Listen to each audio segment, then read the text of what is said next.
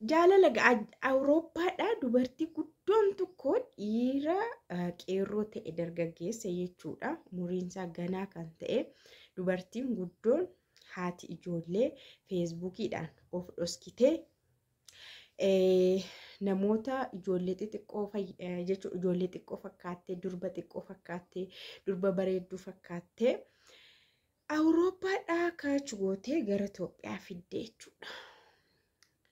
Gaafa wal arganu wayne ekeleedhaati ate beelusheedha isheen janajjanaa turte isheen barreessaa turte isheen ni jaalladhu ishee sagalee akkasii moo ishee suuraa akkas wayne dhuma isaa galaala gudima isinitti himaa.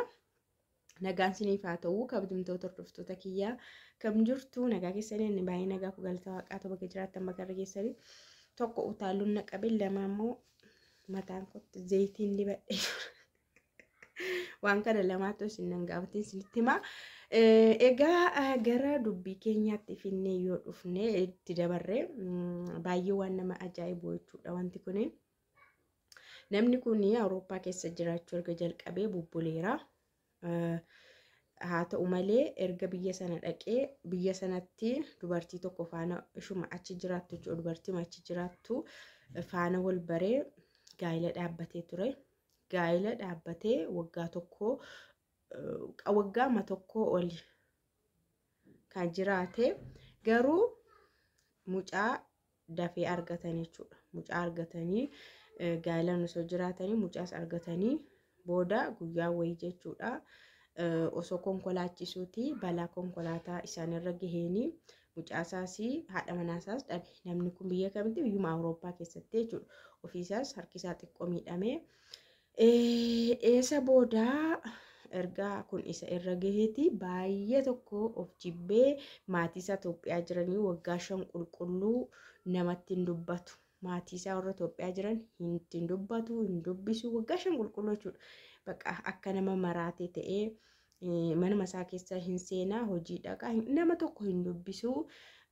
Booda bakka dhugaatii kana dhugaa maal jedha bakka namummaa keessaa baheeranii maaliif lama al takkaatti haadha manaasaa fi mucaasaa waan dhabe balaa konkolaataatiin baay'ee sammuusaa dhukkubeera jechuudha.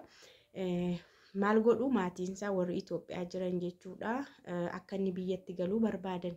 Maaliif isas dabalataan achitti dhabna alaataa du'aa alaataa waan ta'e ta'a alaataa bakka fayyaamsaa nuuf haa galu. Haati immoo jechuudha haati isaa immoo osoo ijaan argee yeroo hundumaa isumaa boo'u jechuudha. Yoo namni du'e illee mucaan koosii guyyaa tokko bakka yoo maaltu ta'e mucaa haati jechuudha obboloonni isaa maaliif waggaa 5 guutuu jara cufeera. Namatti hin dubbatu bakka loleera eenyu faana muka faana nama faana waaqa faana hunda faana wal lolee cal jedhee hojii galaa dhugaatii isaa dhugaa maal jedhaa mana isaa kosiidhaa manuma kosiitti galaa maal jedhaa bakka waan akkasii jireenyi isaa. Booda maal godhanii dubartii tokko isa bartii jechuudha Itoophiyaadha. Itoophiyaa keessa dubartii tokkotu isa bara. Dubartiin sunis eenyudha seetanii isa faana wal bartee baay'ee isa haasofsiistee bakka maqaa isaatiin feesbuukii isaa sarchi gootee maqaa isaatiin haay ebeluu jettee dubbisuu jalqabde. Haay ebeluu ilaalee garaan isaanii deebisuu jalqabe. Isheen waa'ee isaa hunda beekti. Balaan kun akka irra ga'e beekti. Waan hundumaa irra ga'e beekti. Hin jajjabeessiti, hin kunuunsiti. Akka rakkas taateettaa ittiin maal jettiin ani si jaalladheen jira ittiin ani siifan ergame ittiin akka si kunuunsuuf ani naman ergamedha jettiin akka anaafatti wal faana jiraannuu fi fedha waaqaati jettiin bakka kana booda akka durii ati hin rakkattu akka durii gaabbiidhaan hin jiraattu akka durii bakka waan hundumaa irraanfachuu qabdaa dhiisuu qabdaa. Bakka yaada sana keessaa bahii takka ta'e bakka itti fufnaa. Akkasitti jechuudha. Yaada akkasitti eessaa dhufte namni akkasiidha. Waa'ee koos eenyutu itti himee feesbuukiidhaan na bartee miti jedha. Garuu gaafachuun barbaadu. Ofuma gaafatee dhiisa. Osuma jedhu sirriitti wal baranii haasaan haayimaan jalqabdi akkam haay jirtaadhaan jalqabdi fullaati mitiire.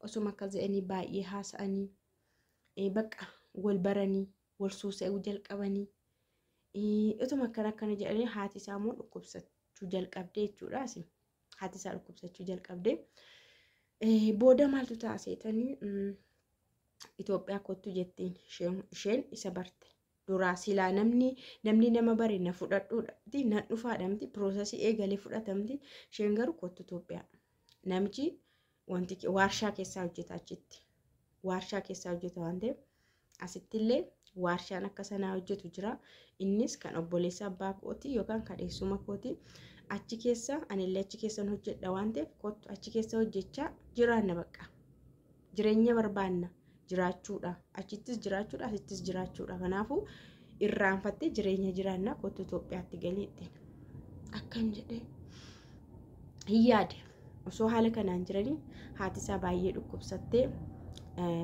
obboleettiin isaa jechuudha bilbila siinkaasu maali siinkaasu waan ta'eef miiseejii barreessite akka haati isaanii baay'ee dhukkubsataa jirtu isheenis immoo jaalalleen isaa isheen taate kun dubartittiin kunis immoo itti barreessiteetti ateessaa fideenna ani maatii kee baay'een beekaa ittiin even sanii viidiyoo duranni kan ijoollee isaa kanaadha manaasaa duraan viidiyoo koolii faa warra faanan haasa'umti suuraa warraan ergumti viidiyoo faa waraabanii warraan ergumti kana faallee achi argatte warra isaarraa argatte isatti illee deebiste ergite an maatii kee baay'een beekaa durayyuu sin beekaa situ nan beeku malee ittiin haala kanaan osoo jiranii bakka kottuti harmeen keessa dhukkubsatanii harmee keellee ilaali yaaddoo kee dhukkubsatu kottu achi as jiraanna Itoophiyaa jiraanna hojjenneeti waan tokko rakkoon hin jiru jetteeni inni dhuguma dubartii bareedduu durba bareedduu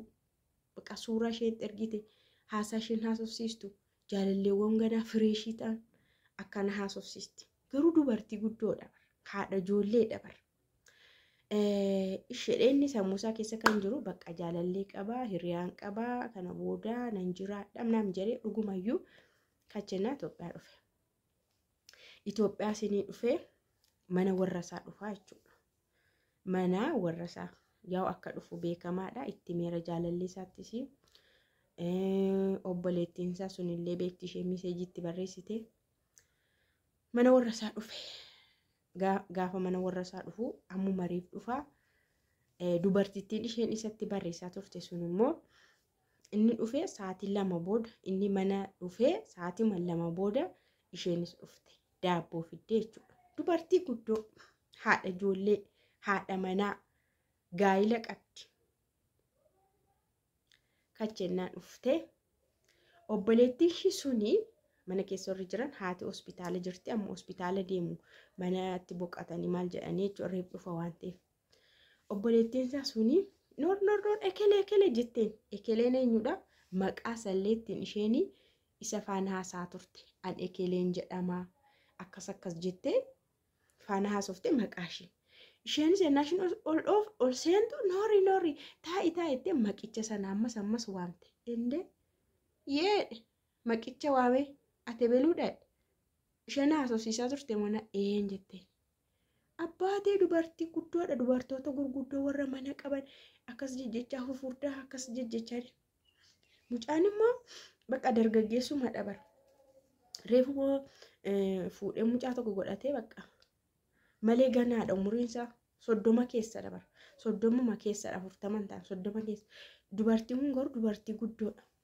hinnahe ati isheedha maal irratti hojjechaa turte reedheen ishee jechuun akkoo dubartii ollaa isaaniitidha dubartii ollaaf ollaati sirriitti wal beeku mucaan kun yeroo dhalate kaasteeyyuu beekti bar akkuma maatiiti bar xayyiif maaliif akkas ta'eereen jettanii obboleettiitu akka kana akkana baabbare obboleettii isaa ati akkasittiin haasofsiisii gara Itoophiyaa akka inni galu goona sababni isaa isallee dhabuu jirra guyyaa isa dhabnu hin beeknu guyyaa inni du'u hin beeknu bakka kanaafuu asuma dhufeellee harmee keenya argee asuma taafu bakka maal godha isuma asiitiin haa jiraatu isa barbaanna jedhaniitu mari'atanii akka inni gara Itoophiyaa dhufu akka inni miidiyaa isaa banatee haasa'e gara Itoophiyaa dhufuuf mala kan eenyutu malee obboleettittiitu ishee dubartii sana haasofsiisa.